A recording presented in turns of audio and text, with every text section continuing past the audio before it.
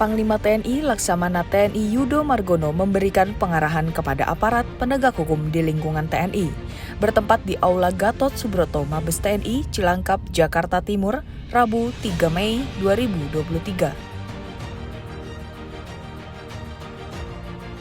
Lapor acara pengarahan Panglima TNI kepada aparat penegak hukum di lingkungan TNI. Siap, boleh. Lanjutkan.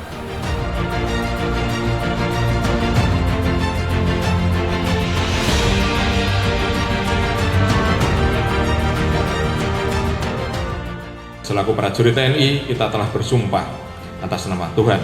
Kita mengabdi untuk negeri, berjuang demi NKRI, dan bersumpah setia kepada Pancasila. Ingatlah bahwa prajurit sejati tidak akan menangis karena kematian, tapi ia hanya menderita melihat pengkhianatan dan ketidaksetiaan. Panglima TNI menyampaikan bahwa akhir-akhir ini banyak kasus pelanggaran hukum yang dilakukan prajurit.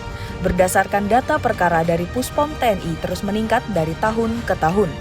Perkara penyalahgunaan senjata api dan amunisi yang terjadi di seluruh Indonesia dalam kurun waktu satu dekade, yaitu mulai tahun 2013 sampai dengan tahun TW1 2023, bukannya menurun, malah justru naik. Pada 5 tahun terakhir, pelanggaran naik bertahap sampai puncaknya tahun 2022. Terjadi 45 perkara penyalahgunaan senjata api dan amunisi. Panglima TNI juga menjelaskan data tentang penyalahgunaan senpi dan munisi di wilayah Kodam 17 Cendrawasih pada periode 2018 sampai dengan triwulan 1 tahun 2023. Tahun 2022 menunjukkan kenaikan jumlah pelanggaran yang luar biasa dari tahun sebelumnya. Dari 1 perkara menjadi 27 perkara, naik 270%. Hal yang seharusnya tidak boleh terjadi, apalagi di daerah rawan, tergiur akan materi secara tidak langsung telah membunuh kawannya sendiri dan rakyat sendiri menjadi musuh negara. Dan TNI yang harus berikan hukuman yang setimpal karena telah menjadi seorang pengkhianat bangsa. Di akhir pengarahan, Panglima TNI memberikan penekanan kepada aparat penegak hukum untuk deteksi dan cegah dini.